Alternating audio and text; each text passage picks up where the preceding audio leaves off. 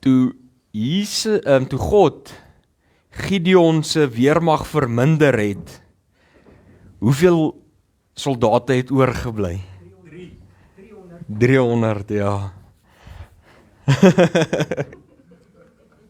Interessant, daar's 'n fliek met die naam 300, wat half so gebaseer is op die verhaal.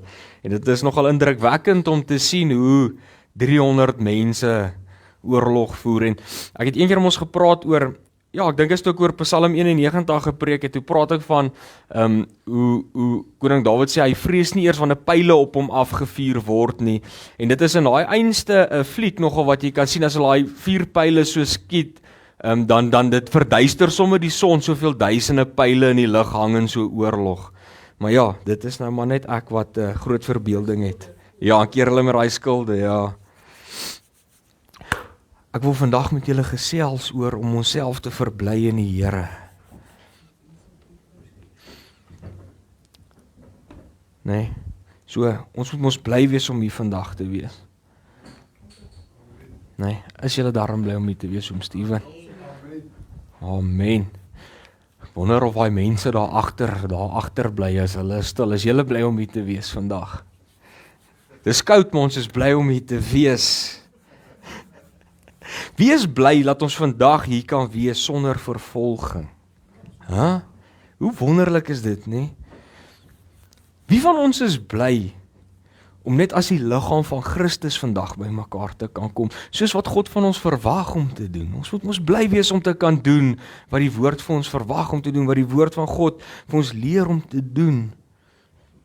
En dan bo dit alles, hoop ek julle is daarom vandag dankbaar dat julle vandag kinders van die allerhoogste God kan wees.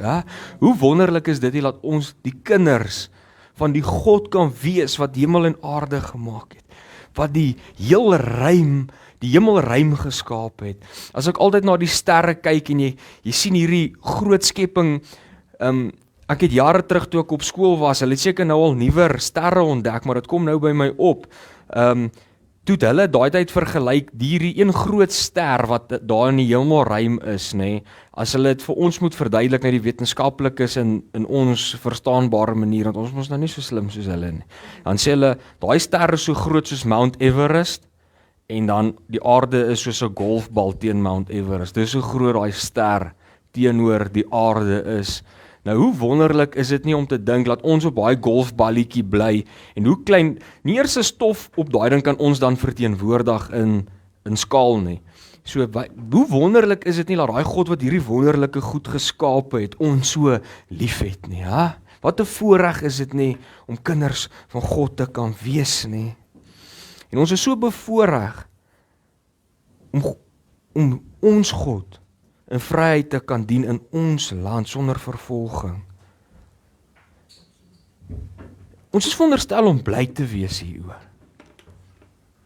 Maar mense is nie bly daaroor nie, en ek het dit al baie gesê. Ek meen, mense hoor altyd van hierdie goeters, altyd as 'n kind het ek gehoor in China, in die Arabiese lande, daai plekke waar Christene vervolg word.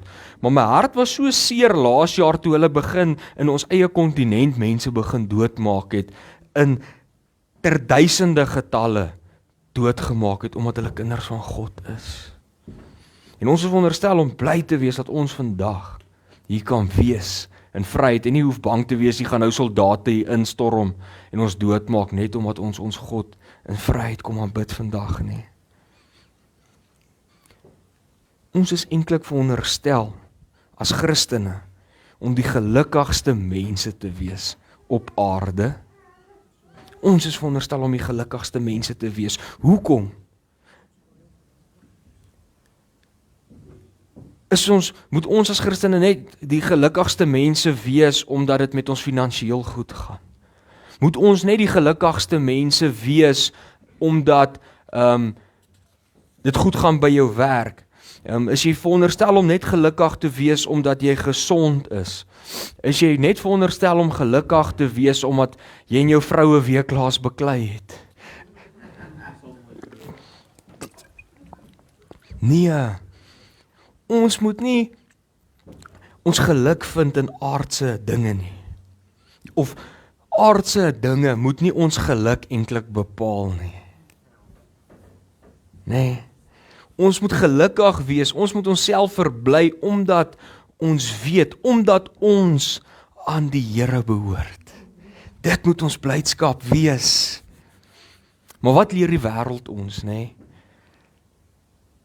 Dat ons geluk in aardse dinge moet vind. Mense sien dit so baie, en dit is vir my hartseer, want dit is vir my eintlik crazy om te dink, ek is in 'n snaakse era gebore. Ek is so tussen die ou generasie en half tussen die nuwe generasie gebore, en dit is vir my snaaks om te sien die verskil tussen die twee, en hier staan ek in die middel.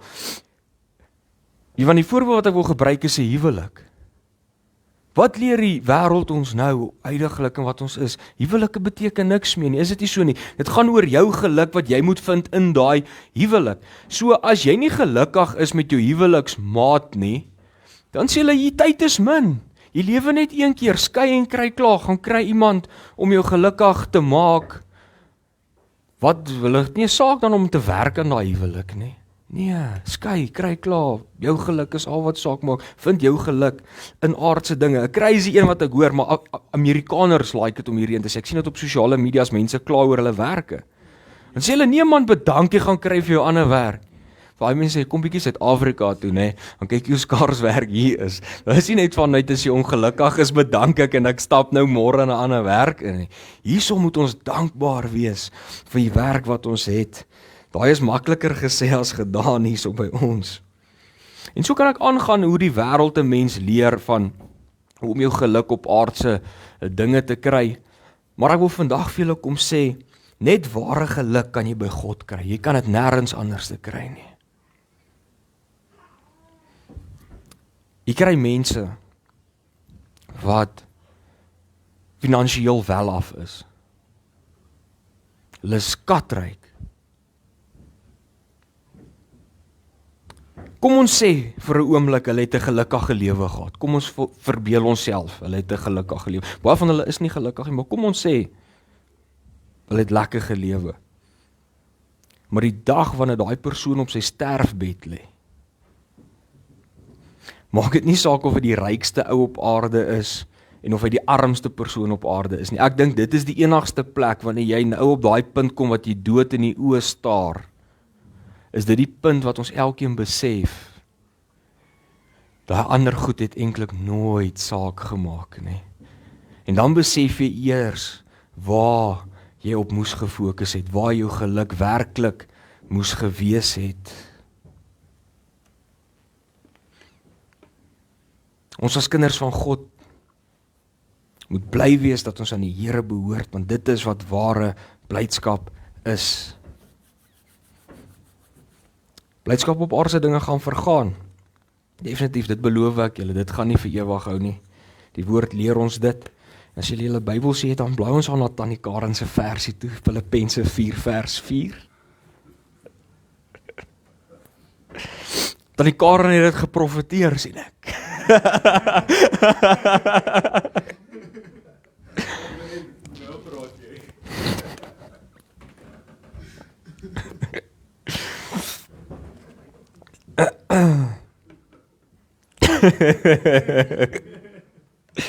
Ai, julle is wonderlik.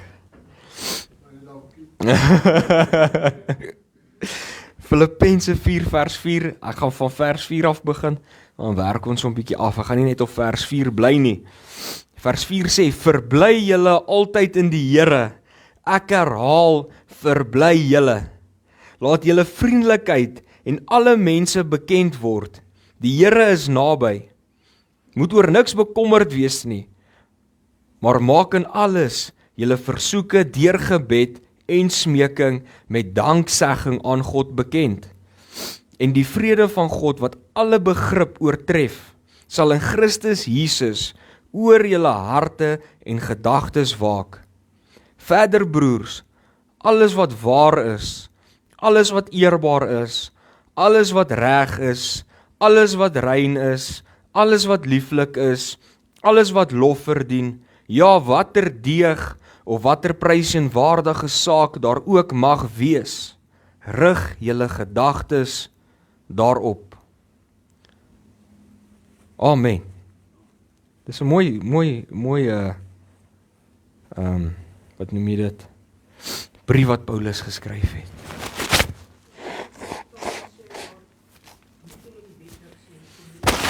Sy weet dan nie?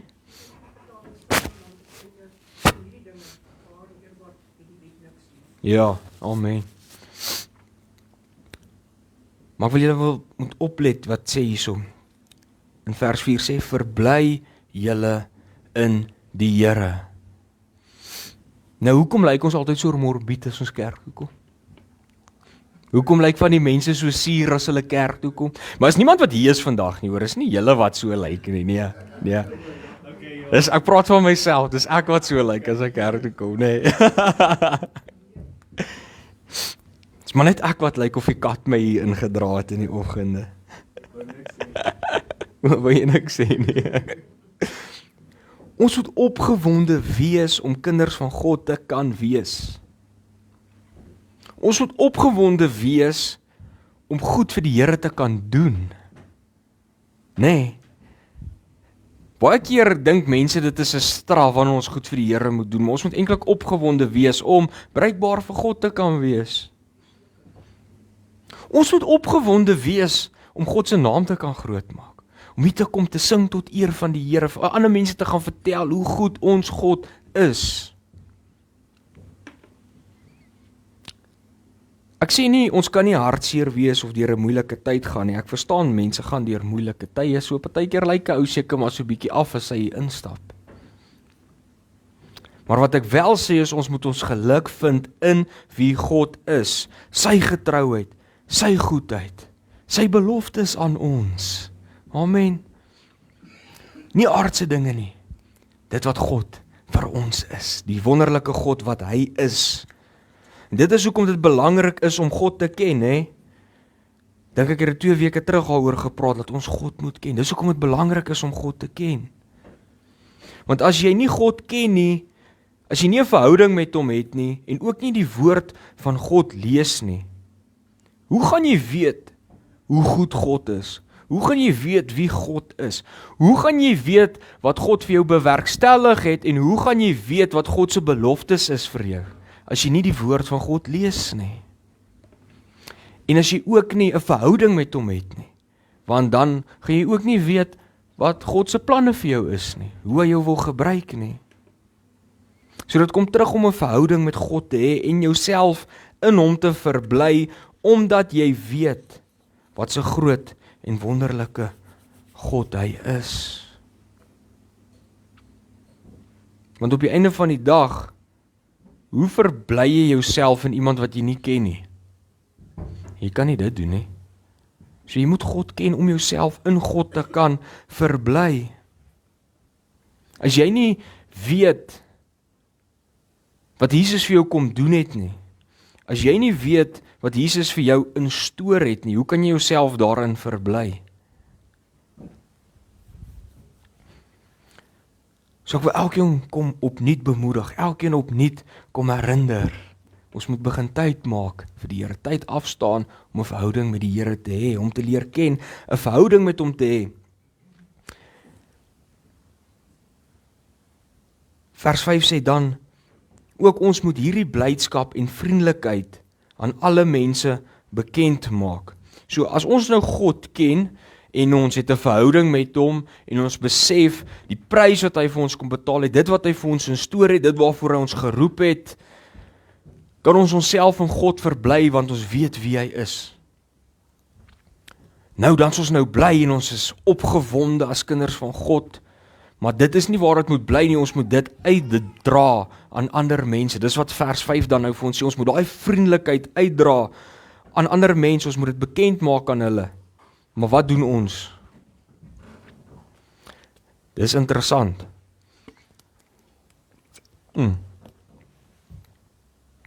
Koöperasie is 'n lekker plek om as 'n voorbeeld te gebruik vir oggend. Ek dink ek moet 'n koöperasie gebruik. Kom jy daar in die winkel? Loop jy vir ou Jan raak daar so. Jan, hoe gaan dit met jou? Ag, broer. Die lewe is maar die lewe. Nee. Of, Jan, hoe gaan dit met jou vanoggend? Ons kyk maar noord, ons moet maar net voortgaan. Nee, is al wat ons kan doen. Wat help het om te kla? Niemand gaan tog luister nie. Nee? Is dit nie hoe daai gesprekke loop nie? As die skoen pas, trek hom aan. Nee. Ons is veronderstel om die persoon te wees as jy gevra word, hoe gaan dit met jou? Dan soos dit gaan goed, want my God is in beheer, my God is goed. En meer as dit, ons moet almal met vriendelikheid behandel waar ook al ons gaan.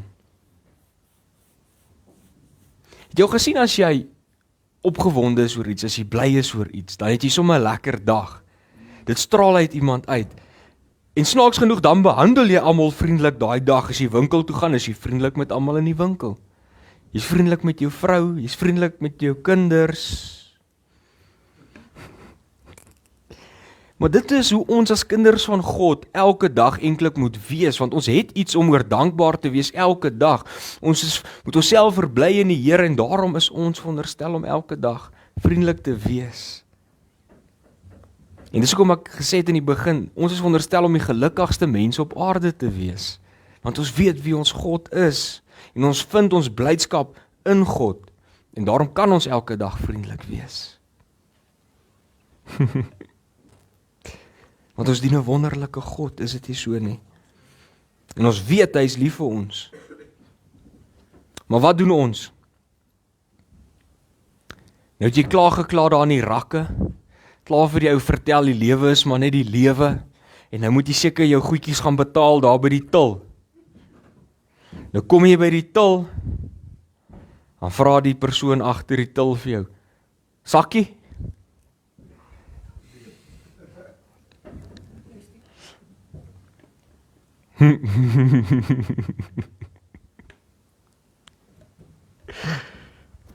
As dit net so was dit nog oké, maar wat jy nou doen is, nou sê mense vir hulle, is jy blind?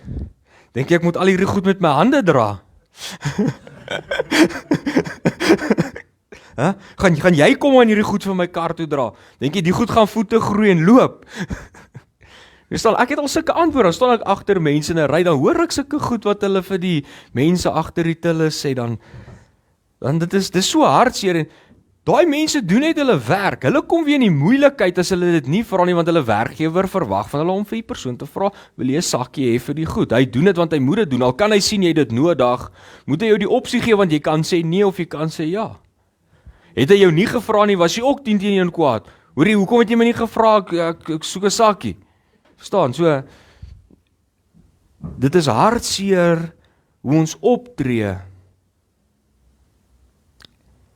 En as jy so was in daai winkel, wil ek jou vra, het jy nou daai vriendelikheid uitgestraal? Op daai oomblik toe jy so was?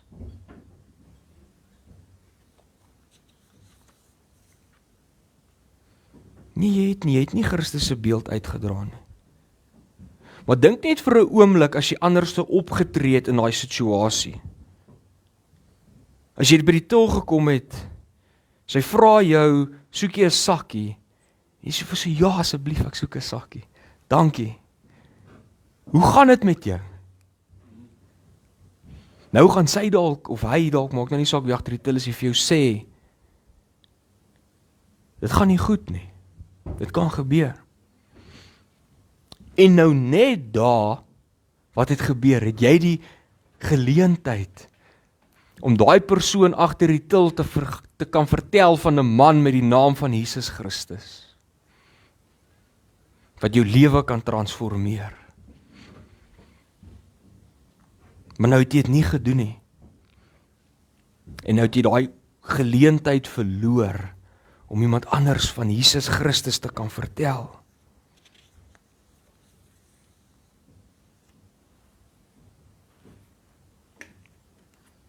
So sien julle die belangrikheid om die vrug van die Gees te hê, genaamd vriendelikheid. Amper sê ek liefde. Ek wil altyd sê liefde, maar ons vergeet van vriendelikheid, nê? Sonder vriendelikheid stoot jy mense weg want jy lyk nie soos Jesus nie. Jesus sou nie met daai persoon so gewerk het nie, ek kan julle nou vertel. Ek glo persoonlik, Jesus was 'n baie vriendelike persoon gewees.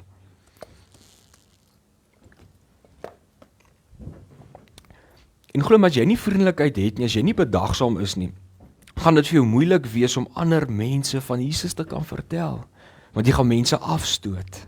Mense gaan nie met jou wil praat eers nie.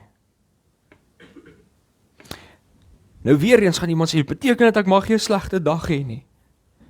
Want baie keer gaan ons mos nou dorp toe, want jy 'n slegte dag en dan behandel jy almal sleg.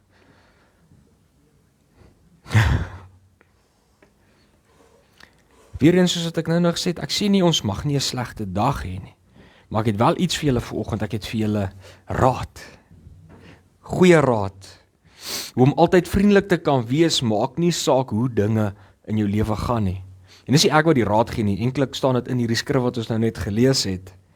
Jy sien, ons almal ken Filippense 4 vers 4. Ek meen daar's 'n liedjie, Filippense 4 vers 4 sê verbly jou in die Heer. Verbly jou in die Heer. My sing dit in die Sondagskool van Kunsbeen af. Ek het met dit groot geword. So ons almal ken Filippense 4 vers 4. Verbly jou in die Here, maar ons lees nooit verder waar Paulus vir ons sê hoe ons onsself in die Here kan verbly nie. 2 versies verder dan gee hy vir ons raad en hy sê raad om hoe om van ons bekommernisse te laat gaan sodat ons onsself altyd in die Here kan verbly. So kom ons lees net bietjie aan. Vers 6 sê, moet oor niks bekommerd wees nie, maar maak in alles jou versoeke deur gebed en smeking met danksegging aan God bekend. En die vrede van God, wat alle begrip oortref, sal in Christus Jesus oor julle harte en gedagtes waak. Amen, prys die Here. Kyk wat sê God, wat ons moet doen, wanneer daar dinge is wat ons blydskap en vriendelikheid steel. Hy sê hierso, ons moet dit na hom toe vat, ons moet dit na God toe vat, wanneer ons 'n slegte dag het. Sien nie, Paulus sê vir ons verbly jou in die Here, daarna sê hy vir jou, wanneer dit nie goed gaan nie, vat daai goed na die Here toe, sodat jy jouself kan verbly in die Here. Ek weet nie van julle nie, maar julle al in julle binnekamer ingegaan, of waar ook al julle nou gaan bid, en dan 'n intieme gesprek met God gehad. As jy 'n bekommernis het, as jy vrees het, as jy iets het wat jou pla, en jy daai intieme gesprek met God, het jy al gevoel as jy daar uitstap weer na die tyd, dan voel jy ligter. Het voel of daar 'n las van jou skouers af is.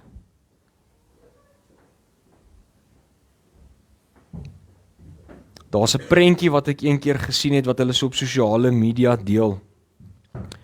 As ek dit reg kan onthou, dan is dit 'n baba leeu. Dan stap hy nou in, dan dis nou die voor hy met Jesus gaan praat het. En dan as hy daar uitstap, dan stap hy as 'n volwasse mannetjie leeu met sulke maanhare daar uit. En dit is hoe ons voel wanneer ons met God gaan praat. Dan is jy vol moed en jy's reg en jy's nou ewe skielik nie meer bang vir hierdie ding wat nou net so groot gelyk het nie. Jy's nou weer reg vir enige iets. En hierdie vrede en blydskap wat mens so van God af kry wanneer jy intieme tyd saam met hom deurgebring het, kan 'n mens nie altyd beskryf nie. Dis nie iets wat ek aan iemand kan verduidelik in menslike woorde nie. En ek persoonlik dink dis 'n wonderwerk wat daar plaasvind. Want wat gebeur? Ek weet nie eers of wetenskap dit kan verduidelik nie. Wat gebeur daar? Ek persoonlik dink is 'n wonderwerk waar God kom en jou laste vir jou dra.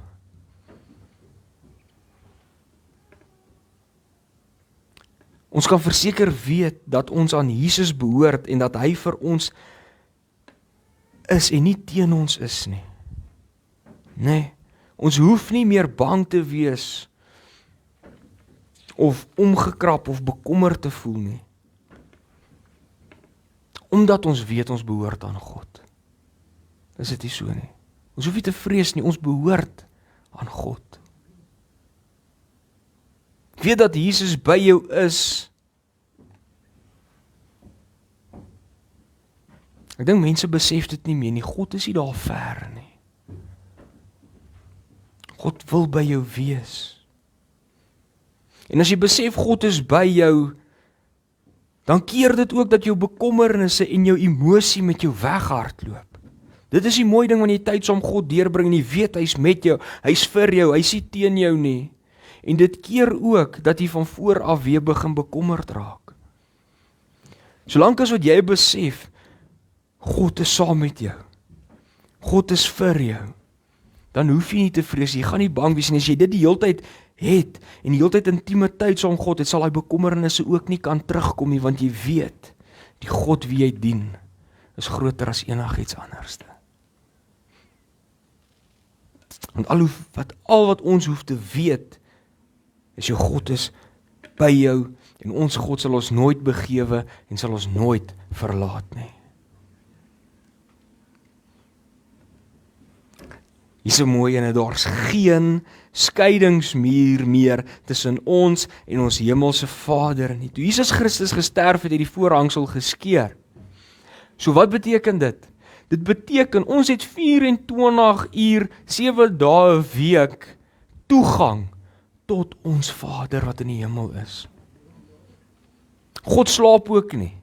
Hy slymer en slaap nie. As jy 12 uur die aand God nodig het, is hy daar vir jou. Jy kan na hom toe gaan, jy het direkte toegang tot God. Jy het nie my nodig om vir jou te bid tot God nie. Nee, jy kan self na jou Vader toe gaan.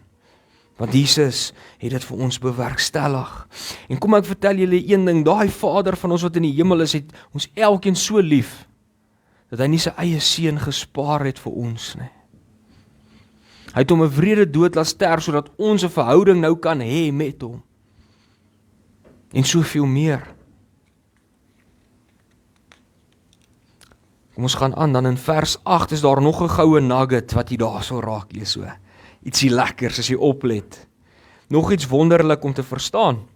So kom ons lees daarso, Filippense 4 vers 8 sê, verder broers, alles wat waar is, alles wat eerbaar is, alles wat reg is, alles wat rein is, alles wat lieflik is, alles wat lof verdien, ja watter deeg of watter prysenswaardige saak daar ook mag wees, rig julle gedagtes daarop.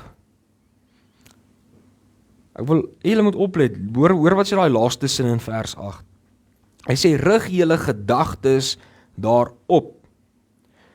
So wat Paulus vir ons hier sê is, ons moet aan hierdie dinge dink, ons moet hierdie dinge bedink, wat hier in vers 8 staan. In plaas daarvan om te sit en bekommerd te wees oor dinge in ons lewe, en oor ons probleme, en die hele tyd daaroor te sit en dink, moet ons eerder oor dinge dink, wat vir God saak maak. Dit is wat ons moet bedink. Dan sê hy vir ons, dit is dinge wat waar is. Met ander woorde, ons moet nie aan leuns dink nie. En ons moet ook nie dink hoe om ander te mislei nie. Dit is wat hy sê. Dit moet nie ons gedagtes wees nie. Dan sê hy so verder, hy sê, dinge wat eerbaar is. Ons moet dink aan goed wat respek verdien en God verheerlik. Dinge wat regverdig is. Met ander woorde, dink aan dinge wat reg is en billik is. En die volgende wat hy so sê, dink aan wat rein is. Dinge wat skoon en heilig is. Nee. Nie sondige en vuil dinge nie, ons moet nie aan sulke goed dink nie. Dan gaan hy sê, dink aan dinge wat lieflik is. Dit is gedagtes wat liefde, vriendelikheid en vrede bevorder. Dit is wat ons moet bedink. Hy gaan verder, hy sê nog, hy sê, dinge wat loflik is. Ons moet dink aan dinge wat goeie getuienis in ander opbou. Nee, is dit nie so nie? 'n goeie getuienis het, ja, in ander opbou, dis wat dit beteken, nee? Ons moet deegsame dinge bedink. Met ander woorde, dinge wat moreel is, nee, en voortreffelik is. Dis wat ons moet bedink. Hy sê ook, nog ene, en dinge wat prys en waardig is. Dit is dinge waarvoor God geprys moet word. So om dit op te som, ons moet dinge bedink wat God sal sê goed is. Dis eintlik wat hy sê, wat ons gedagtes op moet wees, is, of wat God sal sê goed is. So Paulus sê eintlik net eenvoudig, ons moet nie nuttelose dinge bedink nie. Ons moet onsself eerder besig hou met dinge wat vir God saak maak, en wat vir God in 'n goeie lig stel. Ek dink dit is 'n ding wat ons baie keer vergeet. Ons vergeet dat ons God in 'n slegte lig partykeer stel aan die wêreld, en dan sê mense, ons wil nie Christene wees nie. So ons moet dinge bedink wat God ook in 'n goeie lig stel. So ons moet onsself altyd afvra, wanneer jy so sit en dink, of moet jy self vra, dit wat ek nou aan dink, die dinge wat ek nou bedink, help dit my om God lief te hê?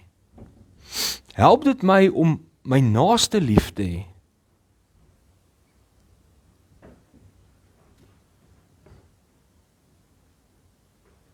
Help dit my om geestelik te groei aan dit wat ek nou dink?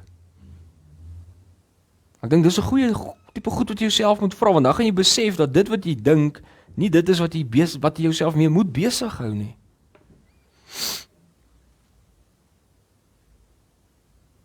So Filippense 4 gaan nie net oor vers 4 nie, hy sê ook vir ons hoe om onsself te verbly in die Here. Hy sê nie net verbly jou in die Here nie, maar skrif is so wonderlik, hy leer jou hoe om jouself te verbly in die Here, sodat ons onsself altyd in die Here kan verbly. Maak nie saak hoe die wêreld om ons lyk nie, maak nie saak in wat so storm jy is nie. Dan weet jy waar is jou blydskap, en daarom kan jy jouself in die Here verbly, maak nie saak wat nie. Want ons bevind dan nie ons blydskap op aardse of wêreldse dinge of tydelike dinge nie, ons bevind ons blydskap in God, en dit kan nie vergaan nie. En daai blydskap is nie oppervlakkige blydskap. Jy kry mos aansit 'n blydskap, is dit nie so nie, daai baadjie wat jy aantrek op 'n Sondag by die kerk. As jy by die kerk instap, dan is jy vriendelik, maar as jy by Pick n Pay is, dan is jy aanhou. Dis nie daai blydskap nie, nee. Wanneer jy waarlik 'n verhouding met die Allerhoogste God het, as jy waarlik besef die prys wat hy vir jou kom betaal het, as jy werklik 'n intieme verhouding met hom het, dan weet jy wie hy is. En daai blydskap wat jy in God het, is nie 'n aansit blydskap nie. Dis 'n blydskap omdat jy jouself nie eers kan help nie, want jy weet wie God is. Jy weet daai God wie jy aanbid, is die God wat hemel en aarde geskep het. Jy weet dis 'n God wat sy eie lewe vir jou kom neerlê het. Hoe kan jy jouself nie verbly in so God nie?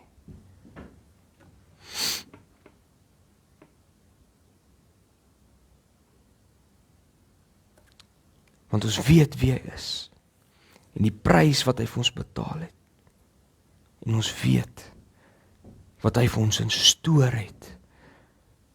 En daarom kan ons onsself altyd in die Here verbly. Kom ons bid saam. Here, dankie dat ons vandag opnuut kan kom besef, Here, dat ons onsself in U moet verbly, Here.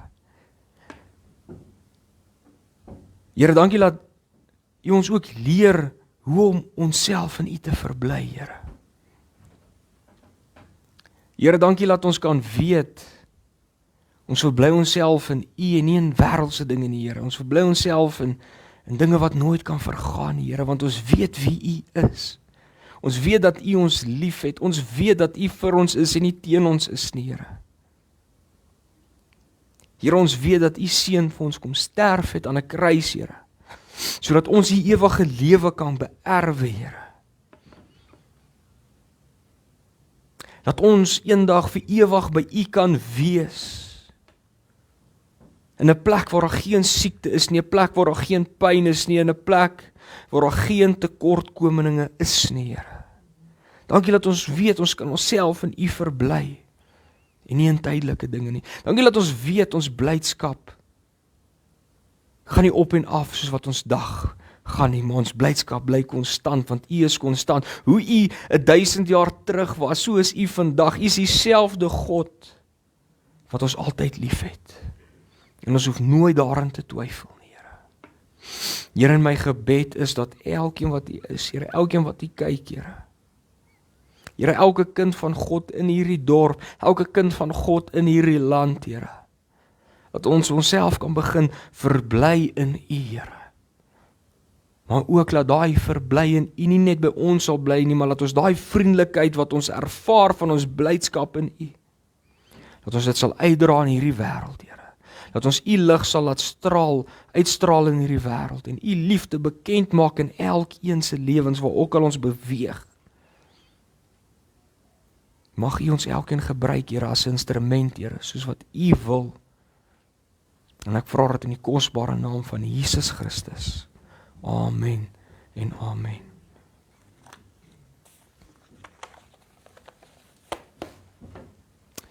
Nou, hier is die boek.